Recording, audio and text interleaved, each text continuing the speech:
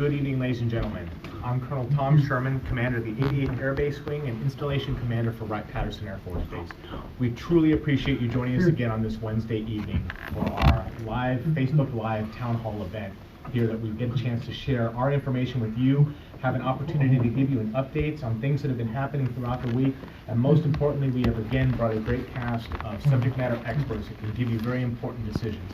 Likewise, we still want to follow the same rules of engagement that we've been doing, and that is we encourage you to send your questions in, and we're going to be hitting a number of those questions as we finish our updates.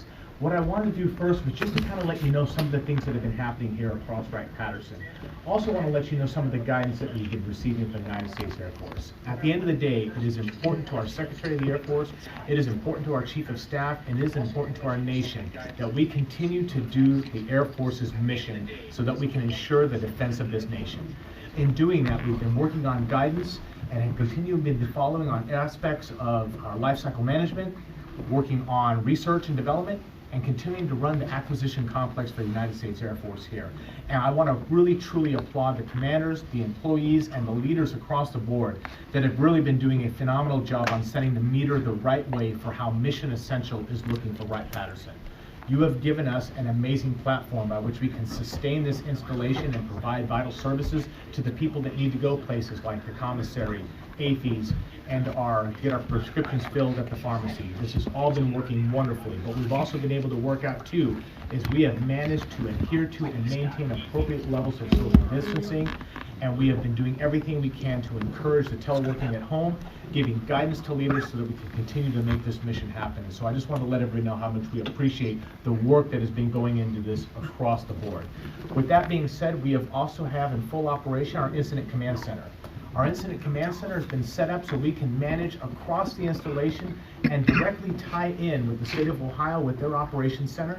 It continues our discussions with the Ohio Department of Health, the Greater Dayton Area Hospital Association, and also linking with all of our first responders locally and throughout the state.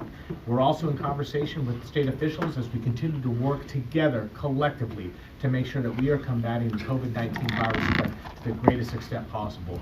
And we truly applaud the leadership of the state and our cooperation that we've been working thus far as we maintain this. With that being said, there's a couple other areas that I want to point out, is that as we get ourselves into a position where we're starting to work at what does interdiction look like? What does sustainment look like for the installation? I think it's important that we look at the human aspect of this.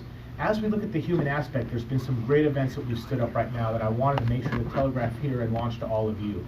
Our Community Support Coordinator has been working on how do we take all of our helping agencies and make them available to you under one umbrella.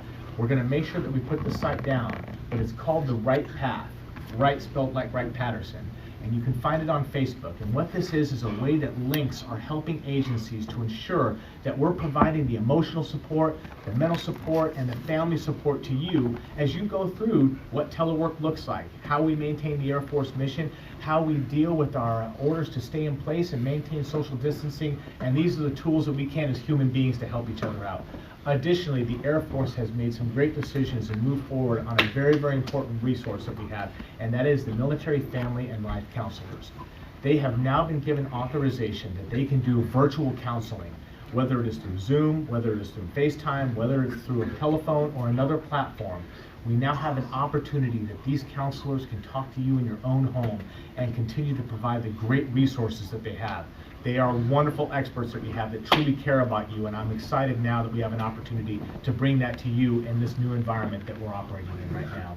As we continue here, we've got some great collaboration throughout our base agencies, and I'd also like to take this time as we now give you our subject matter expert updates.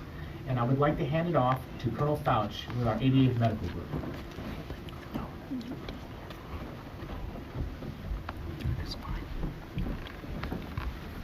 Thank you, sir.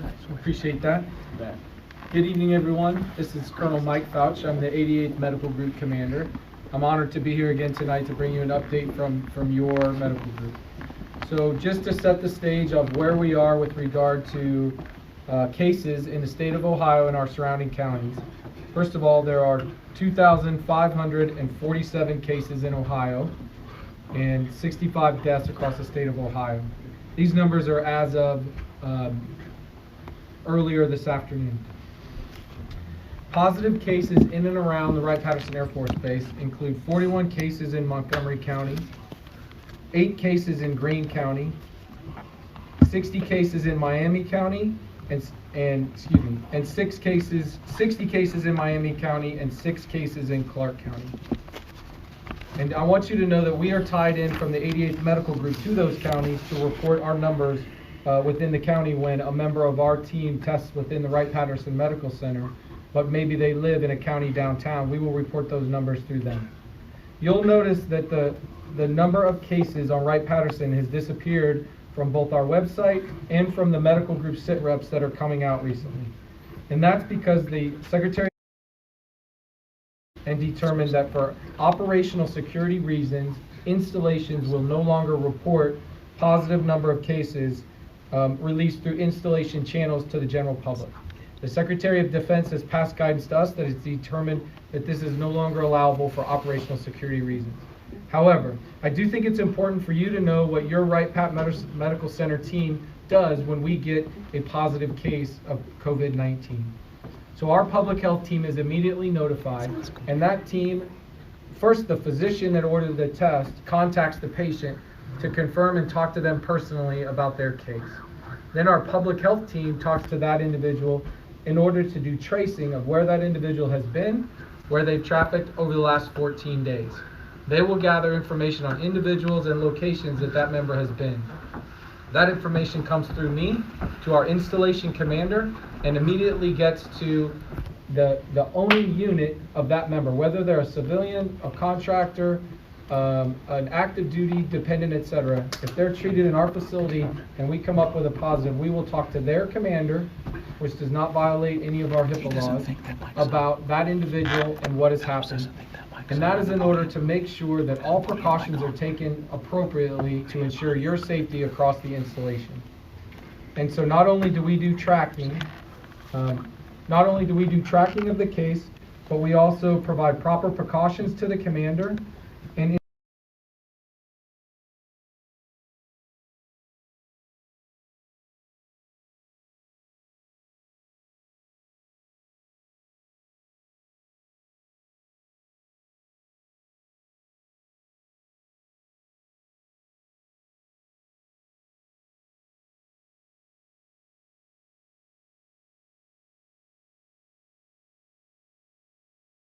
and put necessary safety precautions in place.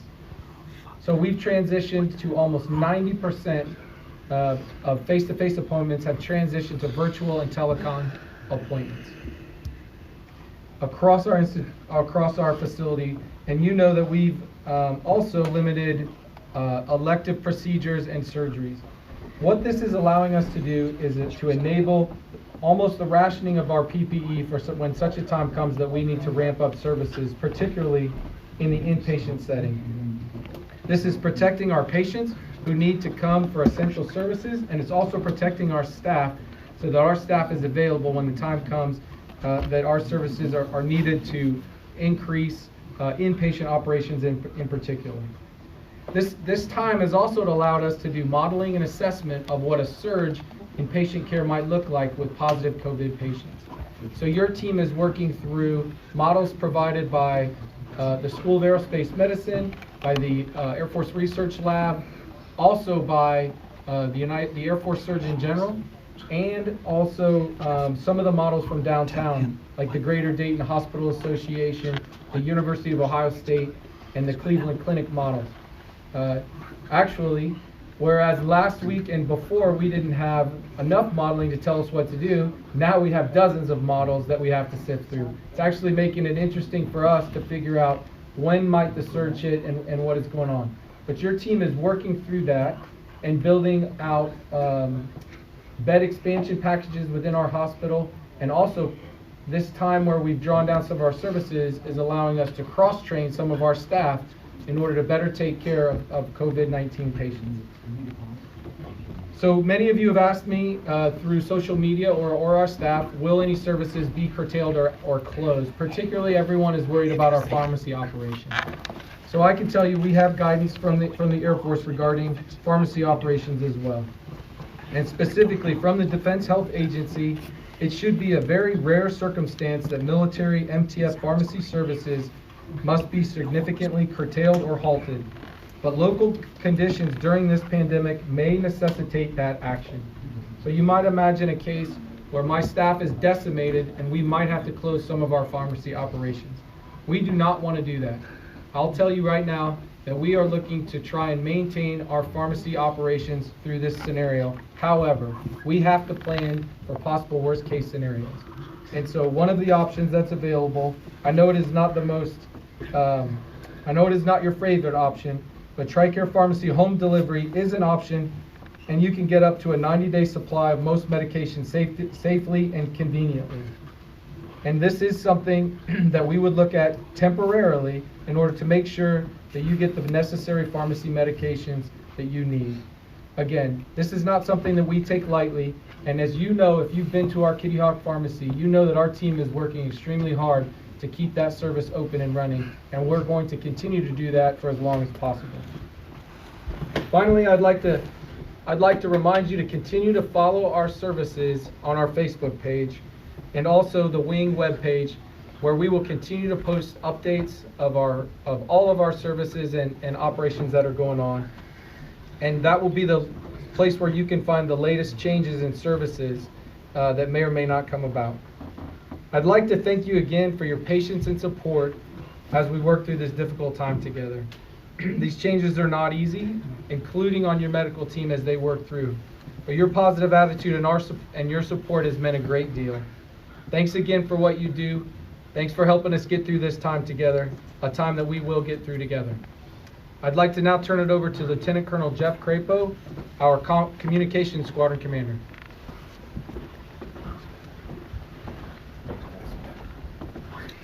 Thank you, Colonel Fouch. As Colonel Fouch mentioned, I'm Lieutenant Colonel Jeff Crapo. I'm the Communications Squadron Commander here for Wright-Patterson. I'd like to address a few things that I know has come up, and a lot of questions that come up when it comes to communications, especially when it comes to telework. First off, well aware that not everybody is able to connect, and even when you do connect, there's some issues such as logging into Outlook or Skype or Microsoft Teams. We're definitely working through those with our 16th Air Force partners, and they're trying to troubleshoot that as we speak. The last 2 days have been a little more trying than most, so we're trying to troubleshoot that right now. I want to talk a little bit about what's coming. First and foremost, VPNs. We called it URAM, which is basically our expansion of VPN networks. We started last week, we had 60,000 connections, and as of today, we are at 90,000 connections available to users, with the extension going up to 110 by the end of this week. We hope to continue to push that to over 200,000 connections within the next few weeks, so that is continually trying to expand. Phone lines, we are started today to expand phone lines, and by the end of this week, we hope to have twice the amount of phone lines of 1,500 phone lines for Wright-Patterson Air Force Base. And then lastly, for expansions, our gateway. All the VPN connections that are coming to Wright-Patterson are competing for network with the people working on Wright-Patterson. So we're trying to expand our gateway. Right now we are at 3.5 gigabytes per second, and we're using about 3 gigabytes per second on our max. But with the expansion of VPN, we know that current capability will be saturated. So over this week and next week, actually starting this evening, we're going to be installing new hardware, as well as working with DISA and configuration changes throughout next week to expand our gateway up to 10 gigabytes per second. We hope that that'll alleviate a lot of the slowing down of the network and connection issues that a lot of people have been seeing. And a couple initiatives that are coming out here in the future we want everybody to be aware of. It's really to showcase the fact that airmen are working around the clock to try to bring more capability to everybody that is trying to telework. This isn't an issue here for Wright-Patterson Air Force Base. This is obviously something across the Air Force and the DoD that we're all trying to work through. So some expansions that we're looking at is being able to connect your Outlook with your, Outlook to the Exchange without having to get on a VPN. That will be a big one when we get that one enabled. Also, we're looking to expand Microsoft Teams to all devices, to include personal devices, government phones, off VPN, on VPN, to include all their capabilities that comes with that, which includes video teleconferencing. And then lastly, there's a new initiative called Bring Your Own Approved Device. And I know that sounds scary to a lot of my cybersecurity experts out there, but it's going to be set up with a container to make sure that you're running only things in a sandbox for those that understand cybersecurity. But that is coming for the Air Force network, and it's going to be coming sooner rather than later. With that being said, I know the last thing that's come up is a lot of questions about what capabilities are available to you now, a full list, as well as what's approved for FOUO, what's not approved for FOUO, what's authorized on government computers, and what's not authorized. I'm going to be sending an updated spreadsheet tomorrow to the Wright-Patterson Air Force Base personnel, which has a quick reference that you can print out and keep on your desk or pass to your coworkers that gives you a rundown of everything's available, as well as some optional commercial software that you could use for collaboration. Everything will be laid out on what's available for FOUO and what's not. Keep in mind, any commercial solutions are something that we need to make sure that you are looking at and only as a last resort due to security reasons. With that being said, I'm going to turn it back over to Colonel Sherman. Thank you very much, Jeff. We really appreciate it. Now what we'd like to do is take this opportunity to answer some of the questions that you've been providing us through this live chat already. Sir, the first couple of questions we have are for the medical team, sir. Great.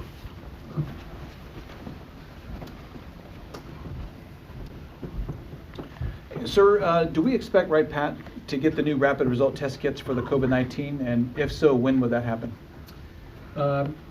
Yes, actually we do. Our team is working through several different rapid test kit options.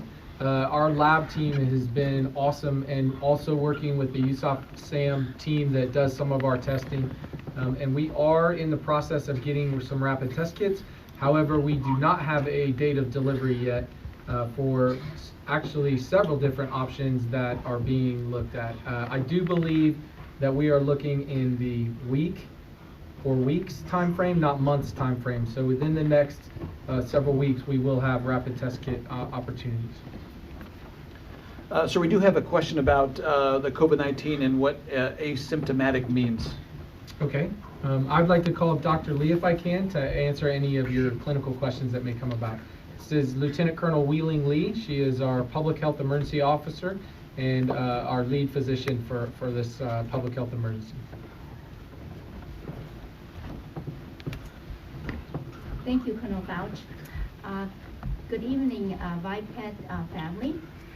So the question is that, what does asymptomatic mean and how does it apply to COVID-19? I want to first of all, I want to thank everybody for doing their part in adhering to the social distance guidelines as well as the stay home measures, because these measures are critical in preventing the spread of this COVID-19 pandemic.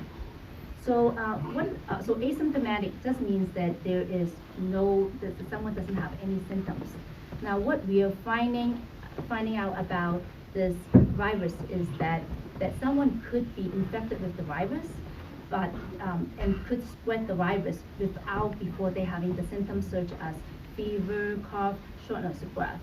So in essence, someone could be infected, not know it, walk around feeling fine and infecting other people. So this is why, things like social distancing and stay-home measures are critical in this. Thank you. Ma'am, another question about, people making homemade masks. There's people out there making homemade masks and donating them to hospitals, the fire and police departments. Can the base accept those types of masks if people would like to donate them? I think that's a wonderful gesture, and thank you. That's very kind. The Incident Command Center has stood up, and we'll look into a process, see whether we could accept them, and we'll provide that information once we have that. Okay, and the next question talks about everyday use of masks and gloves. There's folks that when they go out for a walk, they see more and more people wearing masks and gloves. And the question is, should I be wearing a mask and gloves, and does it really help protect me? I think that's a really, really good question. And so at this point in time, the Center for Disease Control and Prevention does not have a recommendation for mask use for the general public. However, I know that this is being looked at, and so how the mask might protect the individual, the wearer, as well as the people around them. So more guidance is likely to follow. So please stay tuned. However, if you do wear a homemade mask, please make sure that it's cleaned appropriately on a daily basis. The next question talks about social distancing and washing hands. And is there anything else that people can do to help fight COVID-19, such as eat certain foods to help boost the immunity system? I think it's important to eat a healthy, balanced diet like you always recommend. And then recommend, of course, get adequate sleeps, exercise, and manage stress, especially in this high stressful time. And one final question for you is, if I'm having mild symptoms and I'm concerned that it could be COVID-19, what medication should I take or avoid taking? I'm hearing conflicting information that if you have COVID-19, taking something like ibuprofen can be dangerous. So if you think that you might be having COVID-19 symptoms, I think the best is to call your physician and or call the nurse advice line to answer that question. Thank you, Doctor. The next question is for Colonel Sherman. Thank you. Yes. Sir, the question is that we have been staying at the stay-at-home order for a couple of weeks. How long do we have to keep doing this until it's considered safe? I think that's a good question. And I think the reality is, and I think as you hear both across media, I think as you hear from experts, is that we don't really know. We don't necessarily have an end date that we can mark on the calendar for this. And so we're really watching this unfold before our eyes. What's great to see is that there has been a tremendous effort through science and through the medical community to really look at how can we manage this, where are we looking at the models and the trends, but all of them point back to a very, very important point, and that is the aspect of all of us doing our part. This is a campaign, and every single one of us have a part in this campaign. So the part of our campaign is maintaining social distancing. The part of our campaign in making sure that we're washing our hands and doing appropriate hygiene. The part of our campaign in listening and adhering to those stay-at-home orders and those guidances given to us. If we look at wanting to break the chain in the campaign, that is the way that we break the chain, is by adhering to that. And as we watch this unfold, realizing that us collectively working together to break that chain means that we can flatten that curve. And what our experts have been telling us is that all of us working together can help to flatten that curve. And I think this is really a good segue into our areas and looking at what are the things we can be doing now, and it is preparing. It is preparing ourselves mentally for the campaign that is ahead. It is preparing ourselves physically so that we know that we can endure. It's preparing ourselves emotionally, that we've got a great support network, and using a lot of those helping resources that we have. So that would be my great ask for you, is that continue the great courage that all of you are displaying. Continue the great adherence to these standards, because collectively it's working.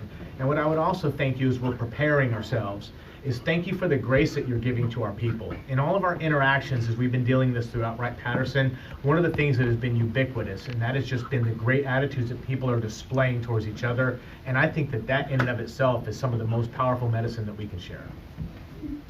So the next question is about security forces and, and what we're doing to protect them. It says, I'm still seeing guards at the gates with no personal protection equipment. And what are you doing to ensure they are protected? Great question. And this goes directly in talking with what Dr. Lee had mentioned about the guidance that's given to us by the Center for Disease Control. In this aspect, our security forces are linked directly with our hospital community and all of our first responders to ensure that they're maintaining the appropriate level of protection based on the circumstances. As you all are aware, we have gone to a completely no-touch validation of credentials and ID cards, which is working out very well, and especially with the great cooperation of everybody. That practice with the appropriate level of social distancing, being outside environment, it is assessed by our medical community that they are safe. Should the situation change, should we have to adapt or change some of our methodology, then obviously we'll be going under the consultation of our public health professionals, and we'll be making the appropriate adjustments as we feel is appropriate to ensure the protection of our first responders and our base defense force. Sir, and we have one final question to ask. If we continue to get more positive cases here at Wright-Patterson, will the base close? I think the best way to look at that is kind of like I mentioned a couple town halls ago, is that a base closure is a last resort. That is a last resort to guarantee the protection of mission here at Wright-Patterson. But what we want to do is every step along the way, in consultation with our public health advisors, in consultation with the state of Ohio, in consultation with our local communities on how we can adjust, we want to ensure that a lot of these essential services that we're providing right now are maintained. So getting ourselves to a position where we're closing the base is a last resort. Are we preparing for it? Absolutely, we have to. Are we preparing ourselves to sustain? Absolutely. It's important that we do that collectively. But I want to make sure that all of you know that this is a very deliberate step that is made and an ultimate last resort. Simply an increase of cases won't necessarily drive that, but we have to look across our situation as we do that. Sir, and over to you for a closing comment, sir. Great, thank you very much. We truly appreciate your questions as we go through this. And as we kind of talked about the important things that we're mentioning, those asks, about asking you to be prepared, about asking you to make sure that when in doubt, call your healthcare provider, call our nurses line, call those numbers, check our websites, check with the Center of Disease Control. All of those resources are out there for you to make sure that you are getting the latest information that's available. And really where I want to leave us on this is when you think about all of the areas that we've been talking about, this aspect, the social distancing, the stay-at-home orders, what the installation is doing on helping to also work with volunteers and donations and so forth. This is all happening. It all falls into strength. Strength to us comes in a variety of different forms, and every single one of us has an aspect of strength that is a unique attribution to us. Some people are gifted with great physical strength, others emotional strength, others mental strength, others spiritual strength. When you think of that gift of strength that every single one of you carry, your ability in that sense of form to share that strength with others, and collectively, as we put our strength together, we can fight this campaign. We will together. And that strength that we share is a strength that continues to work to make sure that our desire, our goals, and our resolve is always working towards the fact that we are taking care of every single one of those around us. This family at Wright-Patterson that we share, we are linked. And our collective strength together is going to help the greater Miami Valley, is going to help the state of Ohio, is going to help the United States of America, is going to help our Department of Defense ensure that not only are we defended, but we are strong as we move through this. Thank you so much for taking the opportunity to, again, share this town hall with us. These are so important for us, and we hope the information is valued to you. Again, together we will, together we absolutely, and together we will see our way through this. Thank you. It's been an honor sharing the evening with you again. I hope you have a great remainder of the week, and everyone stay healthy, stay safe, and know that we are all together. Take care.